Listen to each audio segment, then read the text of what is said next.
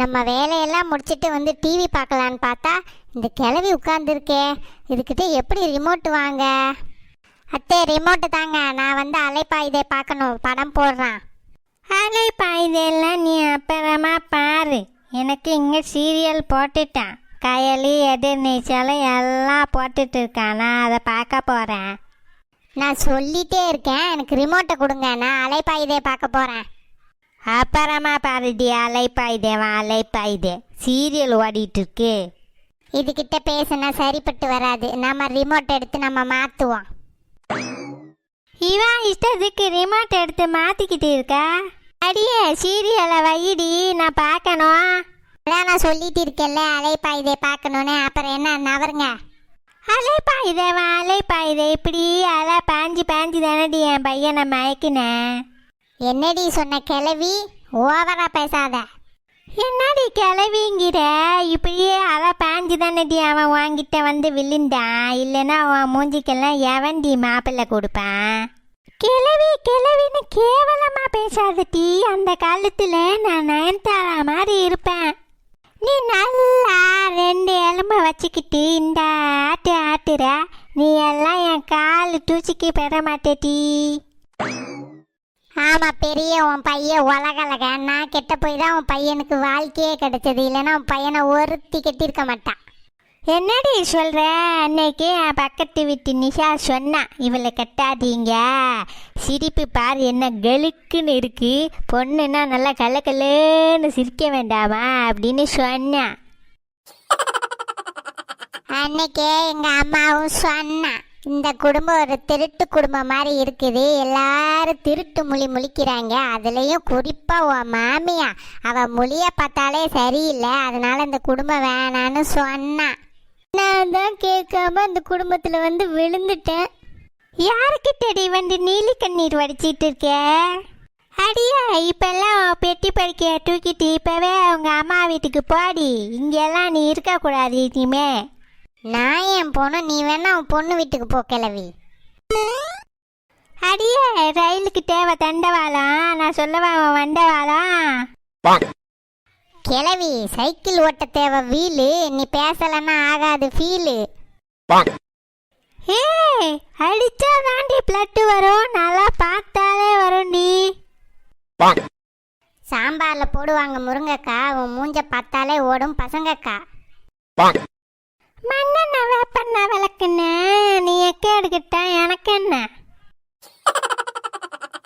ஏய் என்னடி? ஏம்மா முடியலையே. கிளவி ஒரு நாளைக்கு சிக்குவடி, அன்னைக்கு வச்சு செஞ்சிடறான் உன்ன. ஏம்மா என்ன அடி? எலும்பு மாதிரி இருக்கா, அடிக்கிற ஒவ்வொரு அடி இடி மாதிரி விழுதே.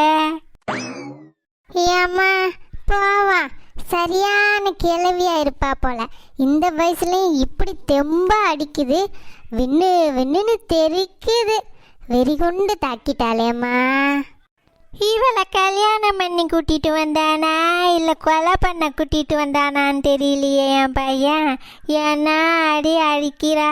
ஆல்ரெடி வாயால் வயிற்றால போகுது, இப்போ காலும் கையும் வேற இழுத்துட்டு போகுதே அம்மா. மக்களே, நிறைய பேர் வீடியோ பார்க்குறீங்க, சப்ஸ்கிரைப் பண்ண மாட்டேங்கிறீங்க. ப்ளீஸ் சப்ஸ்கிரைப் பண்ணுங்க, லைக் பண்ணிருங்க மக்களே. பக்கத்தில் உள்ள பெல் ஐக்கானை கிளிக் பண்ணிருங்க, அப்போ தான் நாங்கள் போகிற வீடியோ உங்களுக்கு உடனுக்குடனே வரும். பொண்ணே எங்கம்மா இருக்க? பொண்ணே வாமா.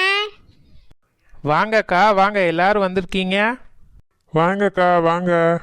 என்னக்கா பழத்தட்டோடு வந்திருக்கீங்க, ஏதாவது விசேஷமா? ஆமாம் பொண்ணு, விசேஷம்தான். ஆடி மாதம்ல உங்கள் அம்மா ஃபோன் பண்ணாங்க, பொண்ணு ஆடி மாதம் கூட்டு போக முடியலை, நான் இப்போ வெளிநாட்டுக்கு வந்திருக்கேன் அப்படின்னு சொன்னாங்க. அதனால தான் நான் உன்னை கூட்டு போகிறதுக்காக வந்திருக்கேன் பொண்ணு என் வீட்டுக்கு. எக்கோ எனக்கா அக்கா வந்தீங்கோ? ஆமாக்கா, எங்கள் அம்மா என்கிட்ட சொல்லி ரொம்ப வருத்தப்பட்டாங்கக்கோ. ஆஹா, ஆடி மாதம் எல்லாவனும் சந்தோஷமா இருக்கா, நம்ம மட்டும் கவலைப்படுறோம்னு நினச்சிட்டு இருந்தேன். நல்ல வேலை இவங்க வந்துட்டாங்க, இனிமே நமக்கு கொஞ்ச நாள் ஜாலி தான். அல்லாத பொண்ணு, நாங்கெல்லாம் இருக்கோம்ல, உன்னை அப்படி விட்டுருவோமா? இந்த பூ பழத்தை வாங்கிக்கோமா, வாமா நம்ம வீட்டுக்கு கிளம்பலாம். தம்பி எதுவும் நினச்சிக்காதீங்க, உங்ககிட்ட கேட்காம பொண்ணை கூட்டிட்டு போறோன்னு. ஆடி மாசம் முடிஞ்சது கொண்டு வந்து விட்டுருவா. நீங்க கொஞ்சம் பார்த்து இருந்துக்கோங்க தம்பி. அவ வீட்டை விட்டு போறது உங்களுக்கு கொஞ்சம் வருத்தமாக தான் இருக்கும்.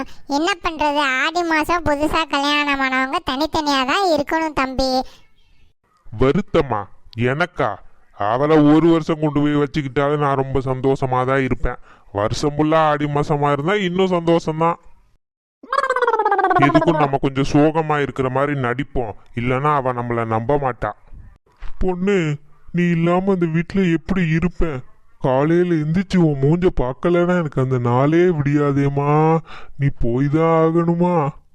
ஏங்க வருத்தப்படாதீங்கங்க, ஒரு மாசம் தாங்க, போயிட்டு வந்துருவேங்க. அக்கோ அவர் ரொம்ப வருத்தப்படுற மாதிரி இருக்குக்கோ, நான் வேணா இங்கேயே இருந்துக்கிறேங்க்கோ. ஐயோ, இவ பிளானே கெடுத்துருவா போலையே. பொண்ணு, இதெல்லாம் சம்பிரதாயம் பொண்ணு, இதெல்லாம் நம்ம தட்டக்கூடாது. நீ எப்படியும் பக்கத்து வீட்டில் தானே இருப்பேன், நான் உன்னை அப்பப்போ வந்து பார்த்துக்கிறேன் பொண்ணு. நீ போயிட்டு வா. ஆ சரிங்கோ, நீங்கள் இவ்வளோ தூரம் சொல்கிறனால நான் போகிறேங்கோ. அக்கா வாங்க போகலாம்.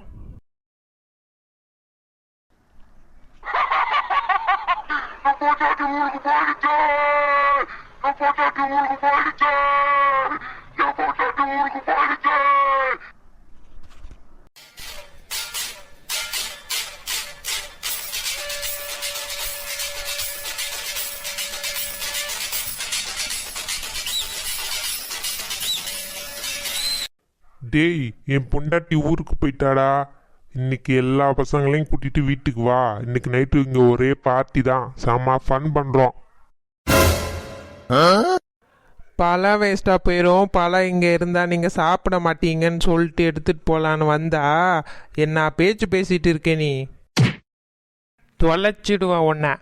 காலையில் மத்தியானம் சாயங்காலம்னு 3 நேரம் வந்து என்கிட்ட அட்டண்டன்ஸ் போடுற, இல்லைன்னா நீ அவ்வளோதான், பார்ட்டி என் பார்ட்டி.